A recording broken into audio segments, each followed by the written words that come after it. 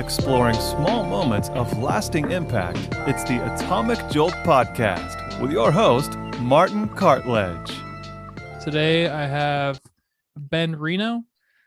Ben Reno is a good friend of mine. We were in bands together. We went to high school together, and we're still friends. I don't think you're 30 yet. Are you? Are you 30? I should know. Not yet. July. Okay, so one of us is in their 30s. The other one is almost in our 30s. So we've known each other for a long time. How's it going? Good. Dude, Yeah, good to see you all the way out in here in Oregon. Dude, yeah. Thanks for joining. This is going to be dope. We're going to be talking about music and you playing drums. Sweet. Yeah, so a little bit more background. I mentioned that we were in bands together. I'm going to be a little specific. We were in Christian metalcore bands in high school. Yes, we were. Yep. I met you in what, 2008? 2009? That sounds something like that. I think it was 2008. That sounds right. Wow. This was like the peak of Christian metalcore. Yeah. We were trying to get on that train. We did for a while. You did get on the train. You the band we were in, Monuments, which turned into Altars. They were signed. Still are. They're not signed anymore, are they? It's like they're independent now, right? Or I guess yes. You are independent. Yes, we are. We had a contract with Strike First Records at first, and then that transitioned into Face Down Records, and they're still going strong, and they've got a bunch of bands on their roster. But we toured for a while, and I was what was this 2013. We were on a tour and we were on our way back, and I broke the news to everyone that I was leaving and getting married. And my wife and I moved out to Oregon in 2015, and we've been out here ever since. Reppin'. Oregon is Reppin'. So sick. So before we get into like the band stuff, let's talk about like the early years of Ben and drums. Like when did you like even get interested in playing drums? Like how old were you? Ooh, this was fourth grade. I wanted to join the school band playing drums, but they actually their slots were full. They didn't have any room. And so I got stuck on saxophone, which looking back, I'm really pleased about because that kind of gave me just like a basic foundation for music theory. And so I was doing drums on the side. My parents bought me a drum set when, I don't know, age 12 or 13. And so I just started playing that after school and started playing along to bands like Slipknot and August Burns Red. Got introduced to heavy metal at a young age. And so that's kind of how that started. Yeah, Slipknot, August Burns Red. That's awesome. So I mean, why did you start playing drums? Like what was like attractive about drums to you, to like a 12, 13-year-old? That's a great question. I think I had a little bit of OCD in my early years, and like I would just constantly tap my fingers and maybe some ADD thrown in there. But just like constant need for movement at all times during school and stuff. I would get scolded a lot for tapping. And so I really think that's kind of the catalyst for that. And I think drums were just a positive outlet to being high energy and in needing that like movement and stimulation. Mm-hmm. And I mean, you still tap your legs like crazy if anyone sees you in person. That didn't go away. So the high energy and like the needing to move, ADHD type of stuff, is this something that you think your parents kind of saw and were like, oh, drums is a good way for him to kind of like have like an outlet, and that's why they were supportive of it? I think so. Yeah. And to be clear, like I've never like been diagnosed with any of that or anything, but I just, know myself and know like my needs for, constant movement and all that. And my growing up, like at the dinner table, I would just be tapping constantly.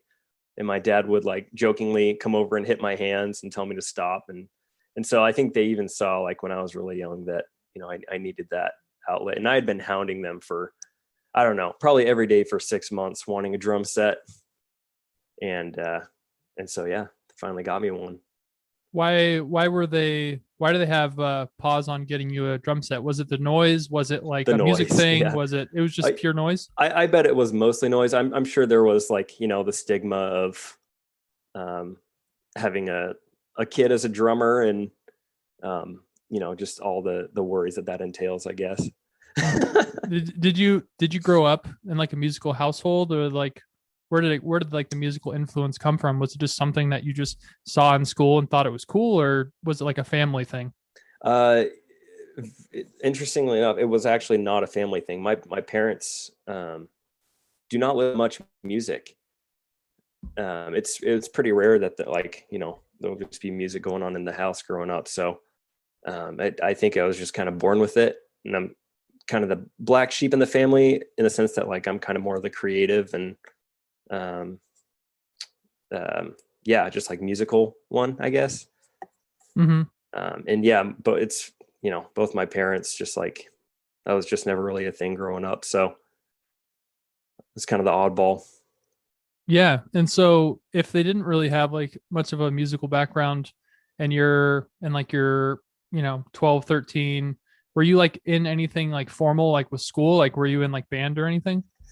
I was, yeah. I played saxophone from it's either fourth or fifth grade all the way up until ninth grade, strictly doing the saxophone. And I played in like the main orchestra, and then they had a jazz band. And after practice on the saxophone there, I would hop over on the drum kit with a couple of my buddies, and they would just teach me some licks and some riffs and all that, and we would just kind of jam away. And so I kind of got the basic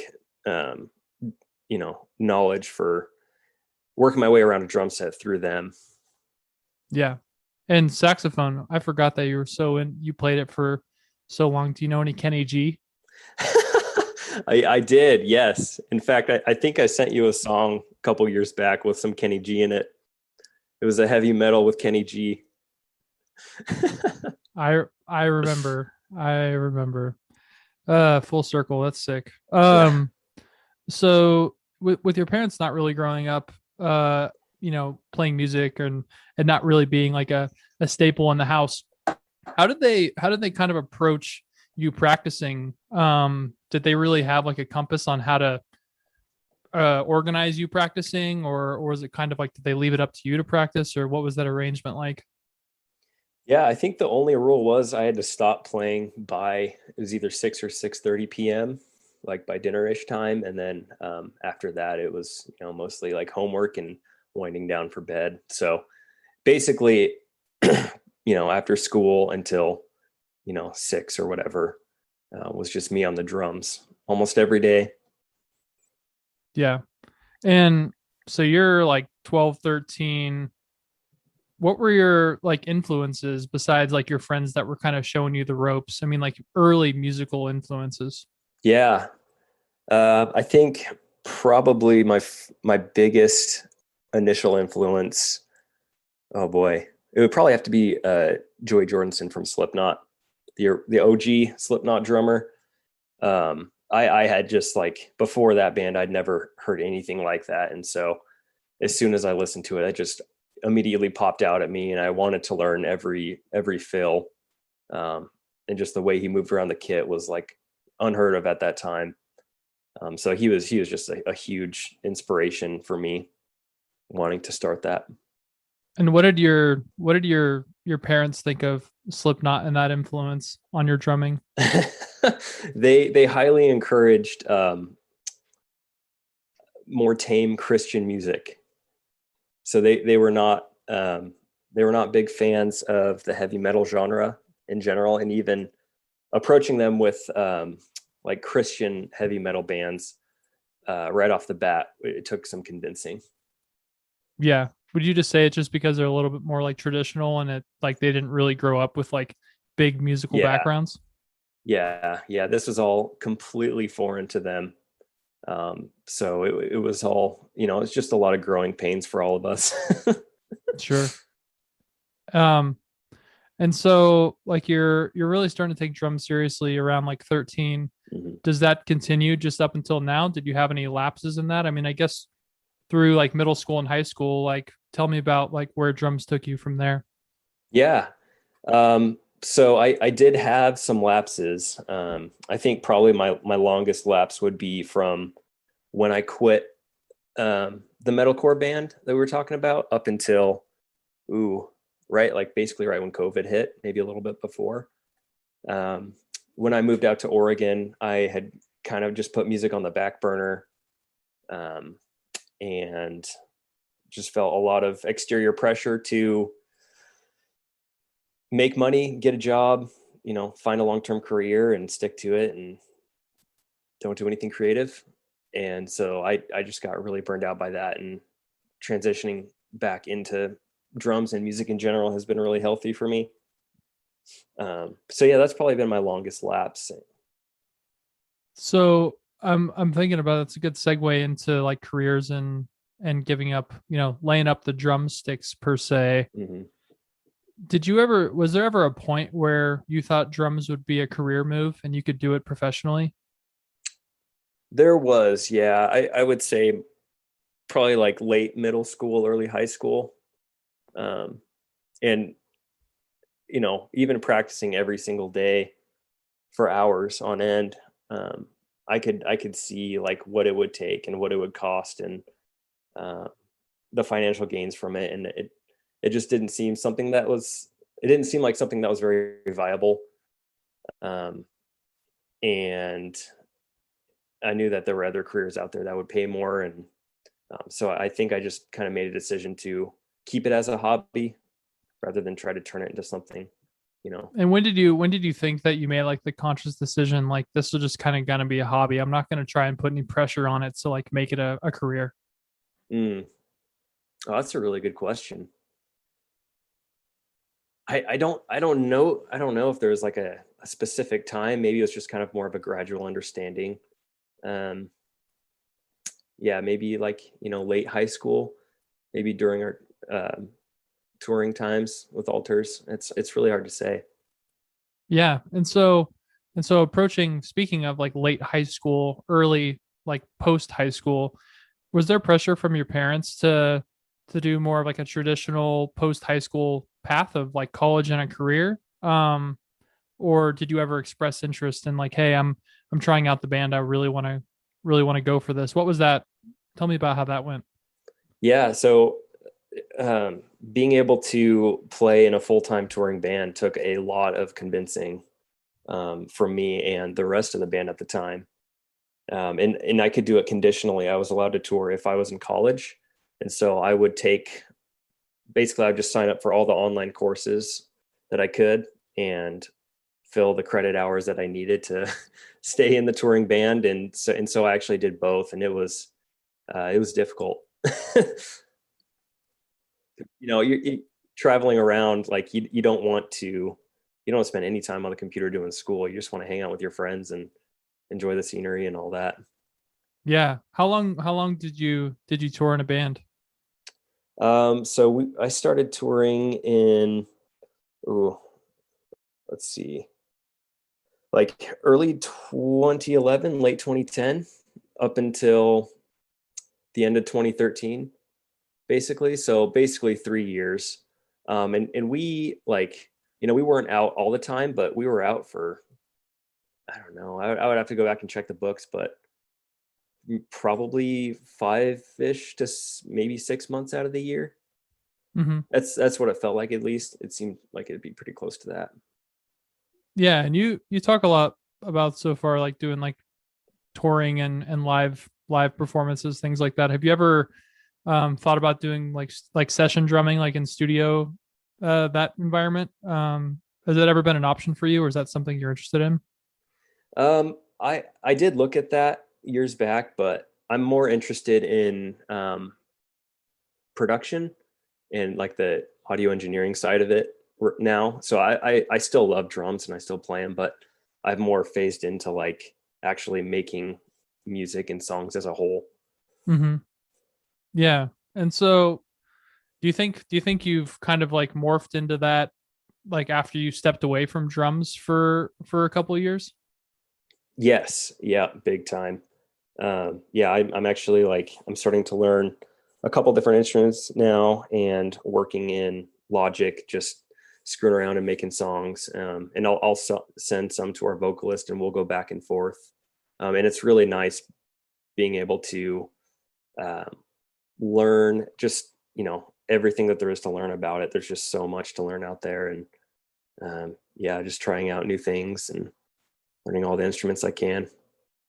Yeah. And so you say you like picked it back up right around COVID time. Do you think that was because the world was essentially shut down and there wasn't a whole lot to do and you just figured it was a natural organic time to pick up music again?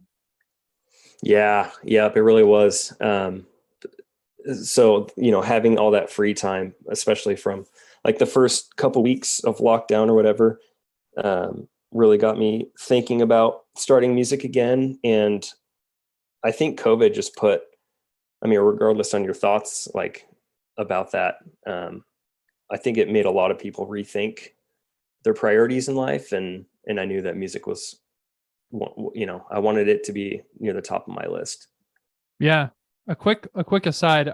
One of the first things I always think about when I think about COVID, which is like a happy, positive thing, which, is kind of strange because it's like foreshadowing like a global pandemic, but irregardless, it was mid-March of 2020 and I was out in Oregon like the week or the weekend. I think it was literally the weekend things started to shut down really rapidly.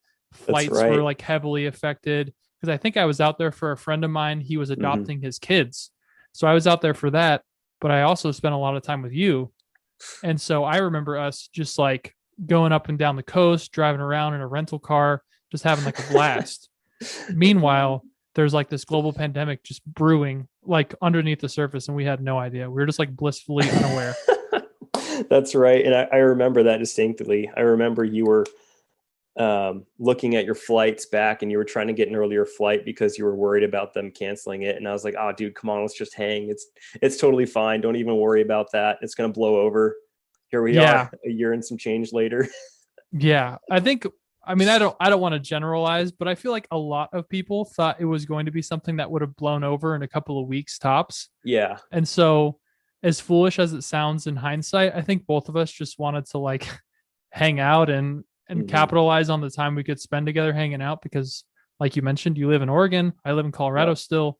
So, but yeah, I always think about that like fondly of like the beginning of the pandemic, which again is strange, but nonetheless, I just think of us going up and down the coast and just hanging out in Oregon. Really quick, one more memory. I remember when we went to a grocery store, Fred Meyer, and and this was right at the starting point of COVID, and like I had not heard much about it at that point, and all the shelves were almost completely empty, and people were running around, and I was like, "What is going on? This can't all be from that virus." And so we were just walking around, just kind of watching everyone's reactions, laughing, and not really grasping what was to come. Yeah, it felt like we were in the middle of like a post-apocalyptic kind of movie, like filming. It did. Remember driving around downtown Portland? It was just empty. Yeah, and even I remember going to the airport and in Portland, and like even security was like dead. There was like no one in the airport. Like the people that were in there were all masked up. Oh man, I was like, is this like Contagion or like 28 Days Later? I feel like I'm in the middle of a movie set. Yeah.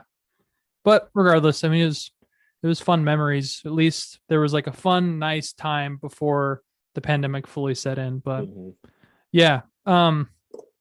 Anyways, back on track. So you talk about like kind of coming back to music after focusing on like a career and doing things that could bring income and kind of like the more like societal norms, Yeah.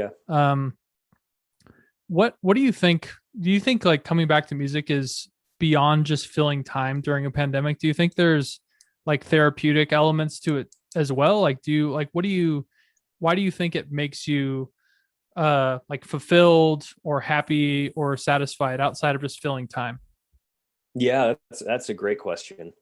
Yeah, music's just been in me, man. Like I've just always needed it in my life. And the spouts that I go like without music, whenever I come back, I just know that I'm a much happier person. And it gives me so much meaning and purpose and passion. So I just know that it's something I'm going to continue, whether that's like, just working on my computer after work, making songs, fooling around, jamming with some friends, whatever I can get my hands on. I'm just all about it now.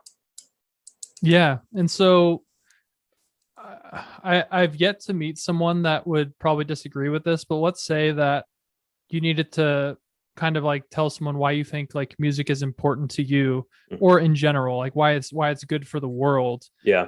As a creative outlet, like what would you tell them? I think art as a whole is so valuable to, for people to have that outlet and for other people to appreciate that. I know that when I listen to certain bands, I just get, depending on what band it is, like I can just feel a sense of peace or, just purpose. And it's just something that stirs you, I guess. I think it varies by the person, but the people who are creative and who need different outlets, whether that's music or art or whatever, I think it's something just innate in us. Mm-hmm. And let's talk about a little bit like touring. And so how old were you when you started, touring basically full time? Ooh, let's see. Graduated. I think I was 19. Yeah, 19 years old, fresh out of high school, essentially. Yeah. Yeah. And so just real quick, you're talking about the importance of music and expression and it fostering like this feeling inside of people that's like fulfilling and all different kinds of positive different aspects. How does that play into touring? Do you feel like there's some kind of like an unspoken like bond? Because I assume touring musicians right out of high school with not a huge following aren't making a lot of money, if any, and so to a lot of people it seems like it's more of like a passion project and they're there because they want to be there. I mean, what were those experiences like, meeting other people that were also touring? Yeah, I think there is a strong form of camaraderie because, meeting up with other bands all across the US, like basically all the other bands are in the same position you are, like broke and making enough to eat Denny's or McDonald's every night, and doing it because you have a deep passion for it and not doing it for a paycheck. It really weeds out anyone who's there to try and like make it big. And so it was really cool. Like basically every band that we were able to tour with was just so down to earth and so compassionate and caring and just some of the best people. Yeah. Who comes to mind as far as like your favorite people that you met like touring? Ooh, man, I think it would have to be With Life in Mind. With Life in Mind was a band from the Northeast. I can't remember which state exactly, but we met up with them in New York, in Albany, New York, I believe. And as soon as we met them, we were just like best friends right off the bat, and ended up doing several runs with them, and even did some Canada dates too. And we had some great times together. Yeah, and I assume like you meet these people like touring, you stay connected. Are you still connected with people that you've met touring? I am, yeah. So one of the guitarists from With Life in Mind actually moved out here to Oregon, and he actually introduced me to this starter program for wanting to record. And so he kind of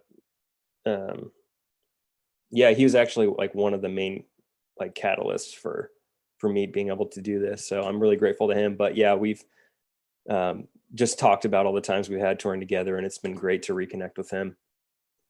Yeah. And so I'm assuming you haven't done much touring since you started getting back into drums, just because of the global pandemic. There really hasn't been much of that in general. Do you have like plans to ever tour again?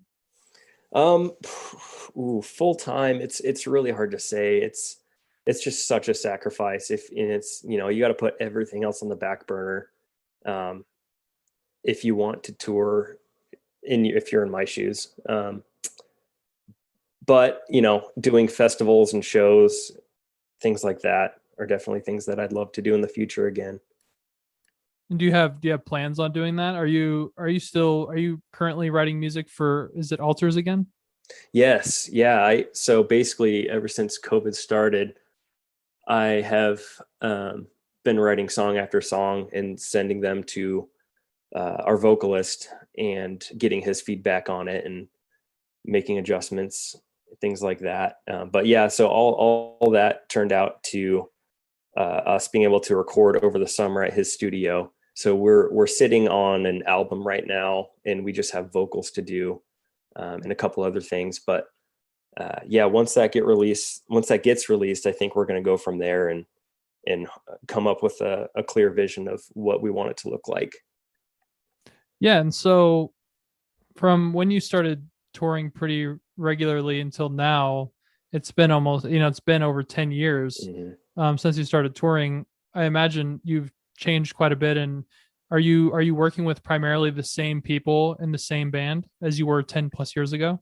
I am. Yeah. It's been pretty beautiful, actually, especially after taking that long hiatus. Being able to reconnect with them over the summer when we were recording an album was beautiful. It's like nothing had changed. It's like we were back, 10 years ago writing music together. Yeah. And so as a 19-year-old and now a 29-year-old, what are the differences you can kind of zoom out from and look at of yourself, personally as a musician? I mean, what stands out? How are you different from when you were 10 years ago? That's a really good question. Well, I know for a fact that I'm way worse at drums after taking such a break, but also I think going back to the summer and reconnecting with people, it's pretty amazing to see how everyone's matured and just grown up in so many different ways. And we're still able to have that same passion and drive, but I feel like everyone can handle, conflict a lot better and more maturely than we used to. And yeah, and I would say that's probably one of the main things that I've noticed, looking out is just seeing everyone's maturity. Yeah. It's just really cool to see all the members of the band just blossom in what they're doing. Yeah. And so as everyone's getting older and we're having kids and having a family, and you talk about people getting more mature and experiencing all these different things. You don't have kids currently, but are you planning to? I would like to. Yeah, my wife and I, so we've been married, it'll be 8 years in June. And we just got 2 dogs, a German Shepherd and a German Shepherd mix that keep us plenty busy. But we're very busy with our jobs and businesses. But yes, that's something that's on the table for sure. And so when you if you eventually have kids, I mean, with them growing up, what do you think the relationship of music will be, to them? Is it going to be something that you have a passive kind of I guess presentation of, or is it something you might want to force a little bit earlier on, or do you have any ideas around on what you'll do with that? That's a really good question. Honestly, I hadn't given much thought to that.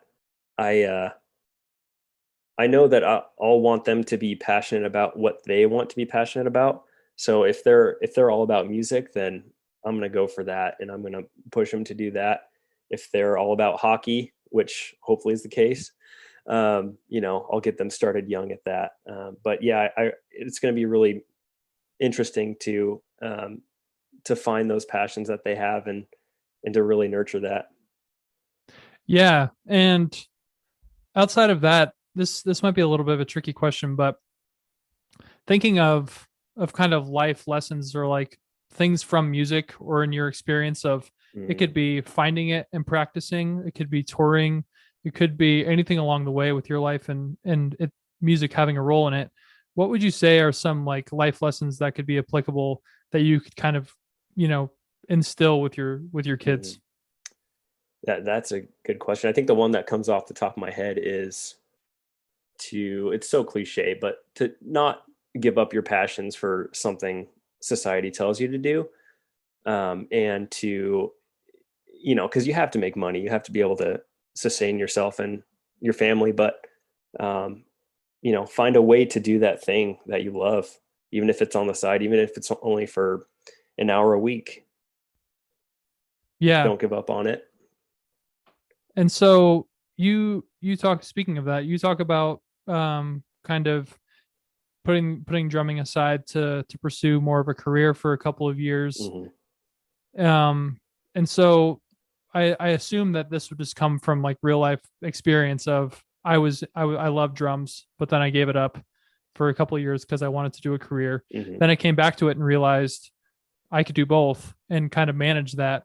Could you kind of tell me about the realization you had? Was it all COVID that brought that on, or was it kind of like time that went by that you realized it doesn't have to be one or the other? I can manage both. Yeah, I think it was a combination of the two. And Hannah, my wife, has been urging me to get back into music. She was really bummed when I just, hung the towel up. And so just a combination of factors really just led me back to it, I think. Yeah. That makes a lot of sense. Well, that's cool that you've been able to find like a balance with a career, like your day job, quote unquote, and like a passion project. I definitely feel like it's like an underrated move. I feel like a lot of people do see it as like a all or nothing, where you have to commit to something like this and be like, I need to be 100%. I need to make it in music, or I just need to have a desk job. What do you, so transitioning a little bit, talking about career jobs, you were a welder for a couple of years, right?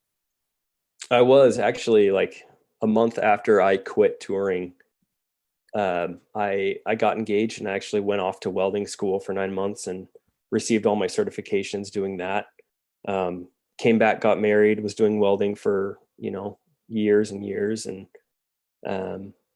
now actually I transitioned. My wife's in real estate, so she connected me with a home inspector. And so now I work for a home inspector, and it's pretty great because it's not too hands-on. You just kind of go around and take pictures of things and describe issues to clients. And it's great because I think one of my least favorite things is showing up to the same place every day, doing the same monotonous task. And this has allowed me to travel and meet some wild people and see some wild things. Yeah, so it sounds like there's some similarities there between what you enjoyed as a drummer and touring as like what you have now in a career. And maybe it's something that you didn't like as much after time went on with welding, where you show up the same place every day. You're essentially doing the same thing.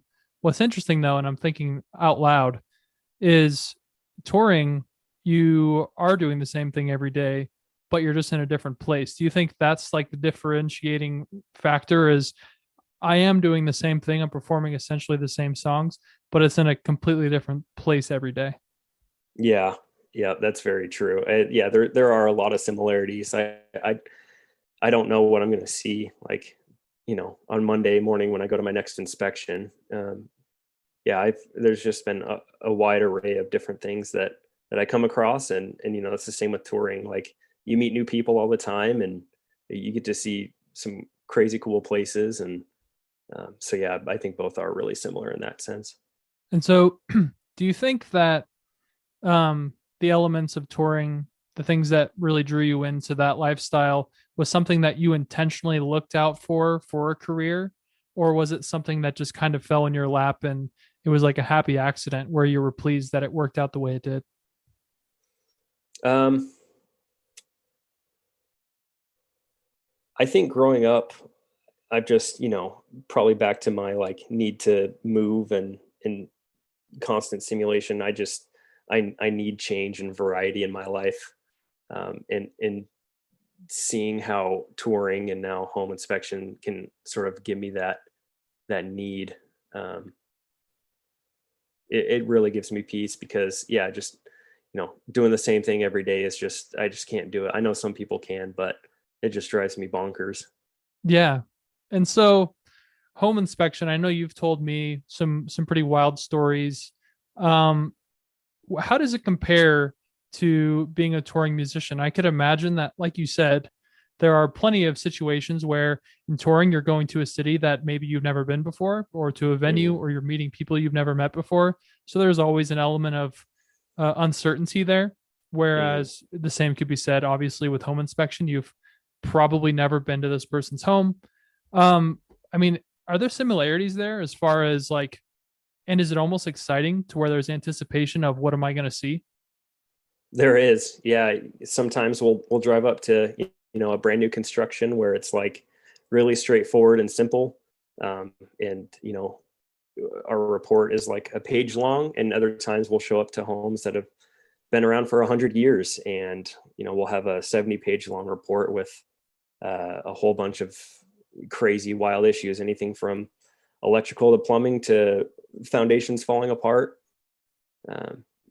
You just never know what you're gonna get with that. Like, I remember a couple weeks ago, actually, my boss and I were in this house. Just, we do things like check outlets and run faucets and whatever. And he went to check this one outlet and just put his plug tester in. And as soon as he put it in, I just heard a boom, and I looked over and it completely arced out. And so that, it's just crazy, random, unexpected things that happen. Yeah. And so I'm going to put you on the spot, but I'm curious. Can you think of the most interesting, crazy, bizarre, whatever you want it to be, tour story and crazy, bizarre, wild home inspection story, and you can tell them both? Okay. I'll do the home inspection one first because it's the most fresh in my mind. Yeah. So it was last summer sometime. I was inspecting a house and I showed up and I unlocked the front door because we have a key code and this house was vacant. So I walk in, and every time I walk into a vacant house, I just always introduce myself in case there's anyone there. Most of the time there's not. And so I knock the door, open it, introduce myself. No one, and I hear some sort of rustling, and no one's saying anything back. And I'm like, oh, what's going on? And I take like 2 steps in and look around a corner, and there are 2 homeless people around my age, guy and a girl, just completely knocking boots, just going hard in the paint. And I just went into what we call Martin shock mode, where I just stood there, just not knowing how to react or what to say. It was just, I was so taken aback by that. And so, fortunately they packed up their stuff immediately and left, and I haven't seen them since, but that was wild. That was absolutely crazy. Yeah. Talk about something that you probably do not expect to see. That was probably one of the last things you would expect to see walking into a home that you're going to inspect. Yeah, that was wild. And then as far as touring goes, we trying to think of the craziest thing that's happened. Can we circle back to that? I got to be thinking of a really good one, because there's a bunch of like funny or crazy things that have happened, but there's not one that sticks out right now. Yeah, absolutely. So, you're almost 30. Mm-hmm. Do you think that drumming is going to be just something that you'll keep like as a part of your life, and in what capacity? I'm just curious. Yeah, I really do. Right now it's through altars, and I'd love to continue that as much as the rest of the band does. And I love to jam with everyone from all different genres. I've played in like indie and blues bands and metal bands and like really calm, like ambient sort of bands. And so I just love all of it. Anytime I'm behind the drum set, really, no matter what the genre, I have a good time. Unless it's classic rock. I don't like classic rock. Yeah, I was going to say, I know you have like a pretty eclectic taste in music that you enjoy and also what you play. Mm-hmm. Do you have a favorite? I'm going to go out on a limb and say that because your early influence being Slipknot, August Burns Red, a bunch of metal bands, you probably have a little bit of a bias. Is that true? Yes, yeah, absolutely. I do love metal. I think right behind it though is jazz, jazz drums and indie. It's very technically difficult and completely different from what you do in the metal style of drumming, which is very like regimented and straightforward and on beat. And Indian jazz is more like freestyle and lots of like certain rolls and fills you do with your hands that aren't really seen in the metal sphere. So I really enjoy both, and they're both extremely challenging. Yeah, and so do you think that with your influence being metal and jazz, do you think that your style, like the jazz aspect, shines through as well, and it can be, people can hear that influence? Uh, yes, yeah, I think I was more jazz influenced back in the day, probably more like early touring days. But I think that really kind of got out of my system. Unfortunately, I need to get back to that, and especially like taking a long break. It's really hard to come back to drums and pick up where you left off. Like you can do your rudimentary basic stuff, but trying to get all of the knowledge and the practice that you learned it takes some time to come back to. Mm-hmm. And so, I mean, with music in general, even in the metal space, there's so many bands, and it seems like the style and like what's kind of in favor or popular or whatever successful is changing a lot. Mm-hmm. Are you someone, and the other members of Alters, I mean, do you pay attention to newer trends, or do you kind of keep it at arm's length? Or how does newer stuff affect you as a drummer? And, would that be like your style or the kind of music you want to produce, or whatever it may be? How does it affect you? Yeah, there are definitely some bands that when they come out with new music and they do different things, I'm like, oh wow, that's actually really cool. I want to try and imitate that in my own creative way. But I'm not super keen on what's hip right now, especially in that sphere. So I guess it's just a combination of both. There are things that I pick up that I like to try and like make my own and incorporate in my own stuff. But yeah, I can't keep up with, there's just so many bands and so many new things coming out all the time that I kind of have a set list of what I like, and occasionally new things are introduced, but I just can't keep up with it constantly. Right. Yeah, that definitely makes sense. So if, in most recent, it doesn't have to be super Mm-hmm. recent, but if you had to kind of list out a couple of bands that are your more recent influences, Yeah. whether it's style, like anything with drumming, like who would they be? Ooh, drumming influences currently. I would say the band End is on top, like at the top of my list. Their drummer is incredible, and I just love all the music they put out. They're very fast and gritty, and yeah, just they're insanely good. So everyone check out the band End. It'll change your life. Who's the drummer of that band? Oof. I actually, you know what? I'm gonna look that up right now. Because I know that like Will Putney is in Yeah. that band, and Yeah, he the guy from Counterparts. yeah, yep. Brendan's the vocalist from Counterparts, and his vocal style is pretty different in this band, and it's incredibly beautiful. I'm gonna look up the drummer's name right now. While you're looking that up, I'm curious. Do you think when you get older, do you think you'll want to play different style of music more, or do you think you'll be like a 50-year-old, like just going crazy, just like playing metal music still? I would like to diversify for sure. But yeah, I've just always loved metal, so that's always going to be a part of who I am as a drummer. But I'd love to get back into jazz and in the more indie sphere, definitely. Yeah. And so you mentioned a little bit earlier that you were like learning more during the pandemic and doing a little bit more of like the producing side of things, Yeah. learning Logic, etc.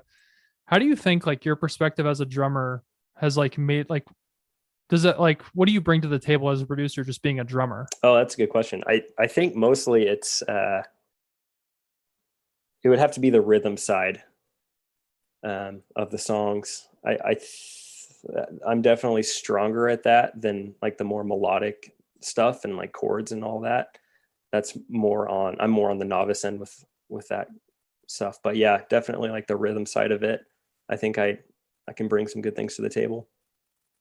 And I don't know anything about music production at all, but I would imagine that being a producer and being like a drummer, they're pretty different, but there's probably some crossover to where you feel a little bit more comfortable. Like what are the biggest kind of differences between the two, and what are like similarities that might have surprised you? Great question. Well, I can't call myself a producer yet. I'm definitely not very well versed in the program I'm running, but I can do enough to get by. And I just like to have fun with it. I think some of the similarities with that and drums would be, just the rhythm side in general. But working in Logic is very like, technical oriented, and you're checking all sorts of different kinds of things. But they're actually very different when it comes to, because it's just sitting down at a computer, whereas drums, it's just very straightforward. You have your 5-piece kit and you play what you want. But being on the computer is just, it's all technical, and you're listening for so many different things rather than just drums. Yeah, no, I could imagine. Do you have one that's favorite? I imagine that you might lean more towards drums because that was your first love per se. Yeah. But would you say you have a favorite? Yeah, drums for sure. Yeah. Do you have I'm curious, mm-hmm. do you, just while you're like learning to like be a producer, things like that, do you look at, other influences and be like, I want to try and have my music sound like this, or I admire them because of like the way they do this? I'm curious for like influences with the producers. Yeah. I think right now it definitely has to be Will Putney's stuff that he puts out. The new Knocked Loose EP that I'm pretty sure he did. I think he did. Yeah, I think you're right. But it's just the most brutal sounding thing. So yeah, anything that he puts out, I'm like, oh man, how do I get anything to sound remotely close to this? Because it hits hard. Mm-hmm. And so do you think that being a producer will be something that you continue to take more seriously? And let's say if you had your way in like 5 years, where would you be right now? Whether that being like more of like as a drummer or a producer? I would love to do some like mixing and mastering stuff on the side. I really just do it because, well, first of all, because I enjoy it, and I'd love to use it as an outlet to just make my own stuff. And a lot of the things I make, I'll send over to, our vocalist for altars. And right now, at least, we'll just use my demo tracks to hash things out and to go from there. Yeah. That is very cool. Let's circle back to a tour story. Give me a good tour story. All right. Well, one that's on the top of my head right now is we were driving down, I think it was I-70 somewhere in the Midwest, maybe like Indiana. That sounds about right. And we were going like, I don't know, 65, 70 miles an hour. And all of a sudden, it's nighttime too. And I see flames coming out of the hood. And so we pull over, and it turns out I think it was our alternator caught on fire. And so we were stuck for several days. I think we had to miss a couple dates in just the middle of nowhere, just surrounded by country folk. And we've got all, 5 or 6 members of the band, and we're all heavily tattooed and kind of, just derelicts of the community. So just seeing, like, I don't know, just experiencing that whole situation was very funny to me. Yeah. That sounds scary, but it's probably like under any other circumstance, it probably would have been much scarier. But I imagine having like 5 or 6 people around you that are in the same boat, it probably helped. Yeah. That was good. Also, I'm remembering now that we actually drove to Michigan together back when you were in Altars, and that was early 2010. And I was going to see if you had any crazy stories from that trip, because I think of a couple. Oh man. Well, the first one that comes to mind, it's completely self-deprecating, but I'll make it quick. It's like I remember we drove straight through because we needed to get there because you were going to start recording. You were the first one that was going to start recording, and so we needed to get there by a certain time. And I remember, man, it was super early in the morning, but we had driven through the whole night, and we pull up. I think it's a church parking lot or a school. I think it was a church, and we drove in a Tundra with 5 people. Yeah, thanks to King like 5 dad. like grown dudes. Yep. So not the most roomy thing. And I remember like having to poop so bad, and it was like 5 or 6 in the morning. I know like the sun had just come up, and I couldn't even wait until we got into the house where we were staying. I think it was like the producer's parents or his in-laws, some relation to the producer. Yeah. In-laws. And I couldn't even wait. I literally remember getting out of the car, I was sitting in the middle. I remember being like, I need to get out of here right now. And going over to a dumpster, like one of those enclosures where they had like those big dumpsters. Mm-hmm. And I just walked back in there. I dropped trout and just like proceeded to just take the biggest poop ever. And like, I felt so great. But that was like my first like piece of me that I left in Michigan was like, I just pooped like on the ground. And like, I'm pretty sure it was a church dumpster. It was. Yeah. I think we've got a picture of that somewhere too, with you and Mike just like next to that dumpster. It's very funny. That's the first one that comes to mind. But the other one is amongst like our friends, your nickname, Big Buford, now Buford, was probably like a close second like story that I always think about when I go to Michigan. And we went to, is it Checkers or Rallies there? I can't remember. Ooh, I should know, but I don't. Yeah, I don't either. I know, regardless, it's Checkers or Rallies. Some are in the South, some are up in the Midwest. And Mike and I went to go get food, and I don't think any of us really like told what we wanted. We just kind of guessed. And so when me and Mike were there, we were just ordering pretty generic stuff. And then we got to you, and for some reason it gave us pause, and we're like, I don't know, what should we get for Ben? And we saw, I think it was like the number one. It was literally called Big Buford. And for whatever reason, we thought it was like super funny in the moment. And we were like, for some reason, that just sounds like it just completely encapsulates who Ben is as a person. That just being like this, like, just like sheltered boy, just like a little brother kind of vibe. Like, and it's hard to explain too, so. in like a 3-minute story for people, but it like perfectly like suited you. Like you mentioned, like growing up, like your parents weren't into music. You were kind of a black sheep. You kind of paved your own way as a creative.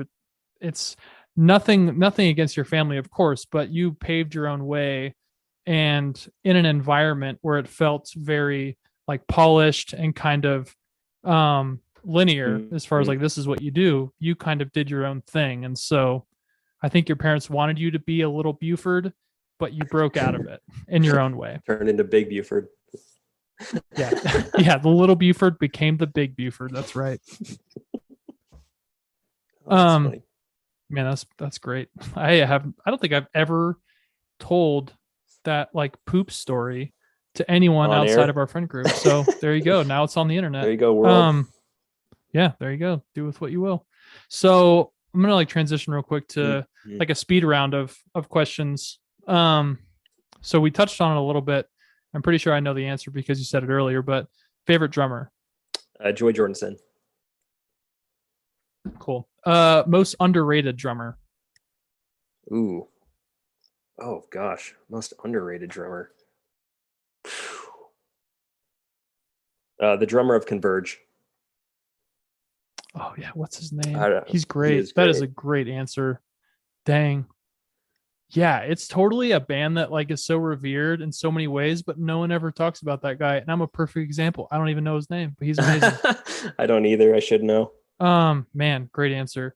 Best Halo game.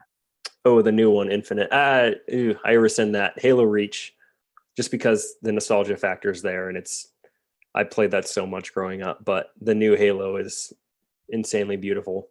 I was about to say it better be Reach because we have a story there, but it would take too long. I know because we worked at Walmart together. Mm-hmm. I know you're a big General Tso's chicken connoisseur. Where has the best General Tso's chicken? Oh man, I don't think I've eaten General Tso's since Walmart, man. I started eating healthier.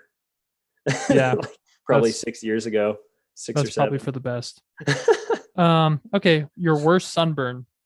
Oh, Florida by far, with you, Michael, and Joe and Chris. I still have marks on my shoulders that aren't coming off. A couple of these you can tell I like totally handpicked as like softballs. Yeah, you did. So last one, it might be a little hard to answer, but I think it'd be like valuable. What's like a new drummer, someone that's interested in drumming or is maybe like wanting to, pursue drumming just maybe as a hobby or professionally, doesn't matter. What would you, if you had to give them like kind of one piece of advice, what would it be? Probably to get lessons. I never got lessons, like traditional lessons, and I regret that now. I have so many bad habits when it comes to drums that are just so hard to unravel and start from the beginning because it's just so ingrained in me after so long. So yeah, get lessons. Yeah. That's a good, responsible, solid answer. Cool. Well, let's go on to plugs. Tell the listeners what they should check out, what you're doing. Ooh, yes. So you guys should go to airbnb.com and look up so let me back up.